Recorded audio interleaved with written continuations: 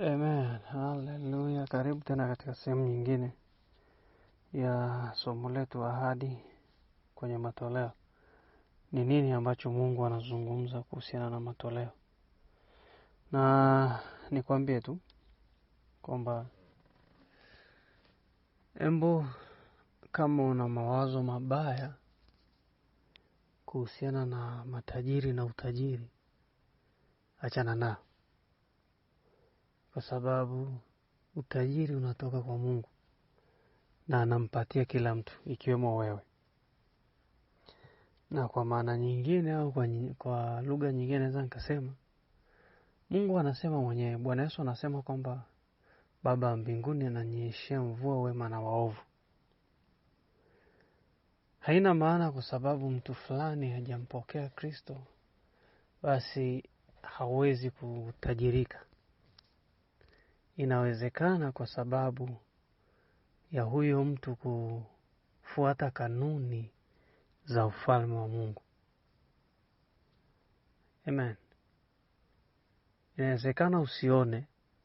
Najua watu wengi wanafikiri kwamba matajiri wao huwa watoi, ni wachoyo. Lakini si watu ambao wanajitangaza. Sio kwamba kila akifanya kitu au kimsaidia mtu lazima aseme. Lakini utaratibu upo wazi kwamba unapotoa unazidishiwa zaidi. Sasa pengine hawana Kristo, ndio watapata hasara kwa nafsi zao, kwamba jehanamu ya moto itawahusu.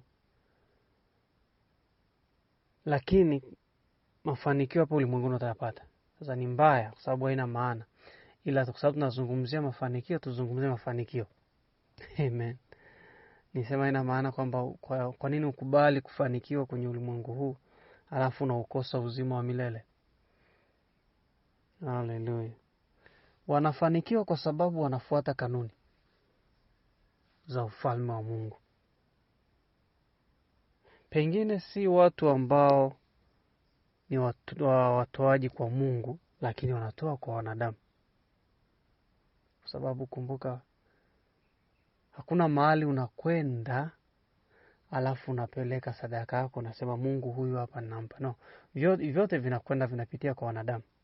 Sema tunaposema kwa Mungu ni kwa sababu tunamaanisha kwamba inatolewa kwa ajili ya Injili.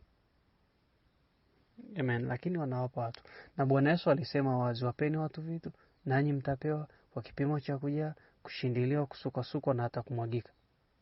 Sasa unajua shughuli nyingine inayokuja ni au tabu nyingine inayopatikana kwa Kristo ni kwamba hawadhani kama Biblia inazungumzia fedha sehemu yoyote. Hawaoni. Kwa sababu ya uchoyo. Wanaona kama Biblia haiwezi ikawa inazungumzia fedha. Lakini sehemu kubwa ya Biblia inazungumzia baraka ambazo ni utajiri wa fedha, mali, dhahabu, kila mahali inazungumzia. Ila kwa sababu ya uchoyo, watu wengi wameamua kwamba hilo walione kama halipo kwenye Biblia, wakati lipo. Amen. Leo tunayo Wakorintho wa pili mlango wa 9. Wakorintho wa pili mlango wa 8 na wa 9 inazungumzia kitu kimoja, fedha na matoleo. Kuanzia mlango wa 8. Amen. Kwa tunaposoma usijaribu kutafuta tafsiri nyingine. Kilichoandikwa ndicho kinachomaanishwa. Unajua Biblia ni msitu mnene. No. Acha uongo. Kwamba hauwezi kuelewa kilichoandikwa ilikuwa inamaanisha nini. Inamaanisha hivyo ambavyo imeandikwa. Amen. Wewe utajaribu kugeuza kwa sababu ya uchoyo. Lakini sicho ambacho Mungu amemaanisha. Mungu amemaanisha hicho ambacho kimeandikwa hapa. Kwa hiyo huu mlango wa 9 tunaenda kusoma unahusiana na matoleo. Unahusiana na fedha. Tuanze Wakorintho wa pili mlango wa 9, tuanze mstari wa 1. Inasema hivi: kuhusu kuwahudumia watakatifu sina haja ya kuandikia, maana najua utayari wenu ninaojisifia kwa ajili yenu kwa Makedonia, kwamba Akaya ilikuwa tayari tangu mwaka mzima, na bidii yenu imewatia moyo wengi. Lakini niliwatuma hao ndugu ili kujisifu kwetu kwa ajili yenu kusibatilike katika jambo hili, mpate kuwa tayari kama nilivyosema, kusudi wakija wa Makedonia pamoja nami na kuwakuta mjao tayari, tusije tukatayarika sisi, tusiseme ninyi. Katika hali hiyo ya kutumaini, mstari wa 5, basi niliona kuwa ni lazima niwaonye ndugu hawa watangulie kufika kwenu na kutengeneza mapema karama au kipawa, karama yenu mlioiahidi tangu zamani, au zawadi. Amen. Ili iwe tayari, na hivi iwe kama kipawa, wala si kama kitu kitolewacho kwa nguvu.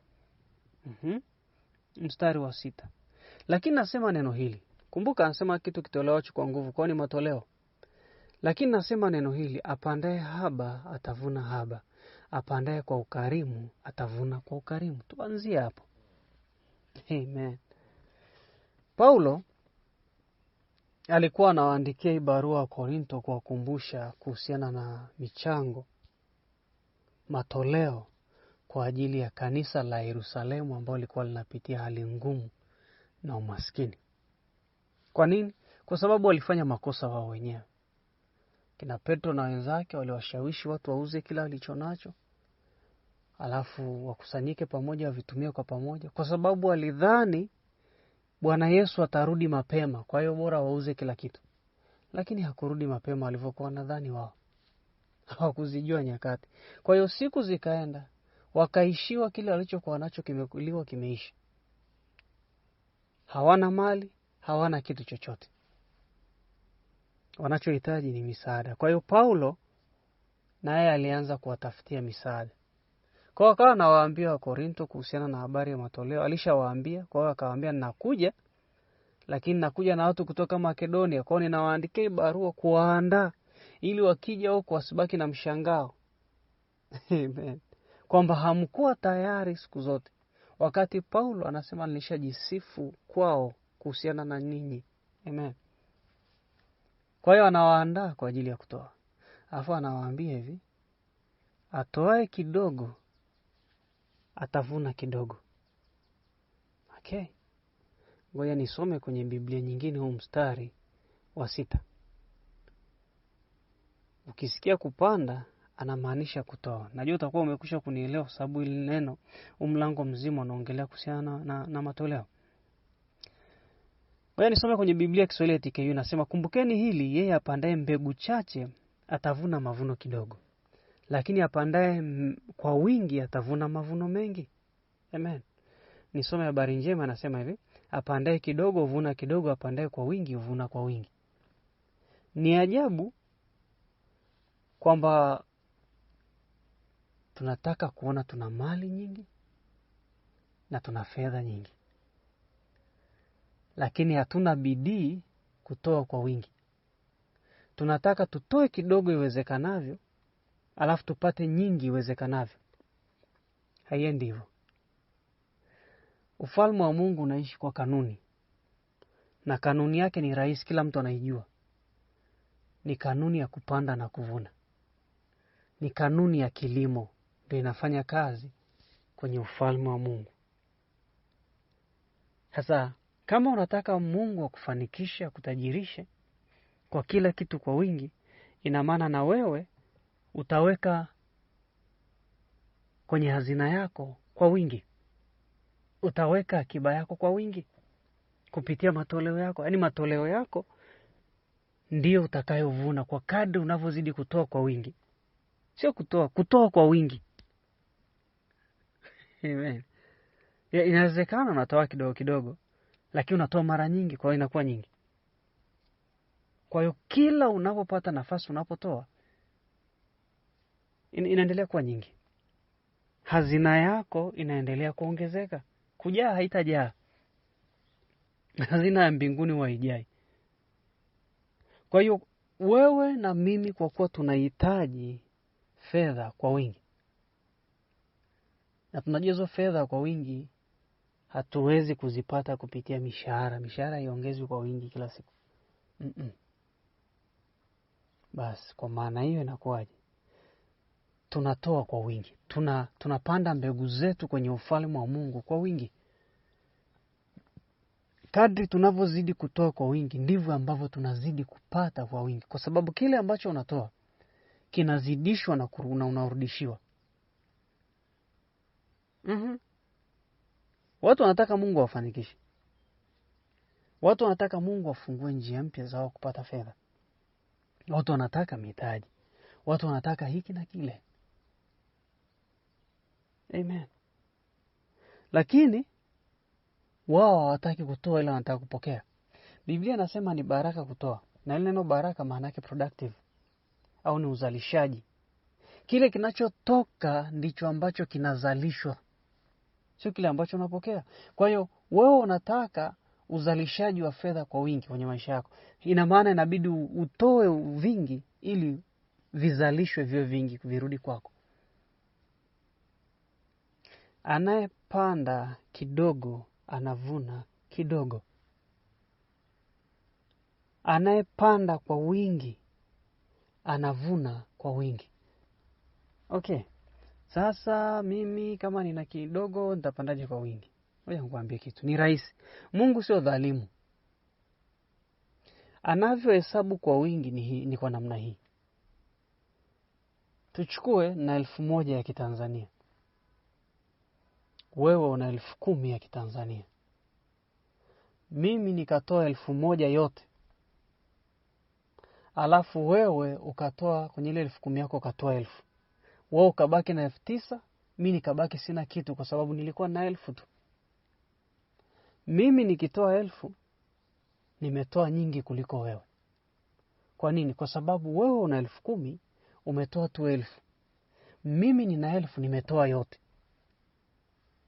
Sijui kama umeelewa. Hesabu ya Mungu sio kama ya mwanadamu. Hesabu ya Mungu inahesabika kutokana na kile ulicho nacho. Asilimia ngapi ya kile ulicho nacho? Mimi nina 1,000. Kwa hiyo nimetoa 1,000 yote, ina maana nimetoa 100% ya nilicho nacho. Nimetoa kila kitu. Wewe una 1,000, una 10,000, umetoa 1,000 na wewe umetoa 10%. Hatujalingana. Mimi nimetoa nyingi kuliko wewe. Lakini wewe kwenye hiyo 10,000 ulionayo, ungetoa 10,000 yote, ina maana ungetoa nyingi kuliko mimi. Hapo ndo ungeonekana umetoa nyingi kuliko mimi. Kwa sababu na ungekuwa umetoa 100%. Sasa hesabu za Mungu sio za mwanadamu. Mwanadamu anahesabu ile 1,000, anaiangalia kama namba 1,000. Haiangalii kama ni asilimia ngapi ya kile ulicho nacho.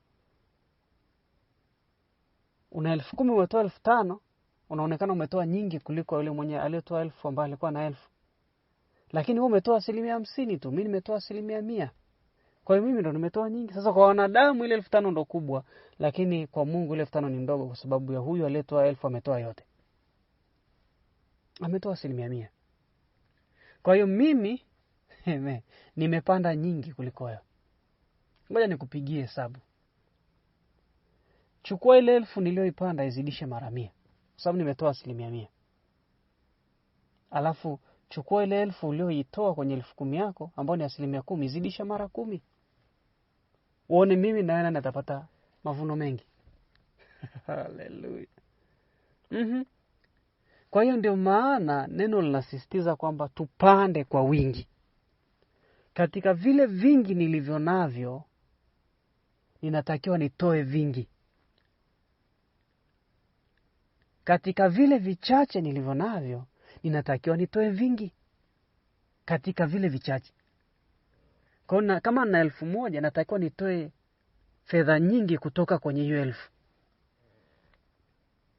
Wewe mwenye 10,000 unatakiwa utoe fedha nyingi kwenye hiyo 10,000. Panda nyingi. Kwa hiyo sio swala la kwamba unajua mimi sina mamilioni ya pesa. No. Katika kile ulicho nacho, panda vingi ili uvune vingi. Sio katika kile ambacho huna.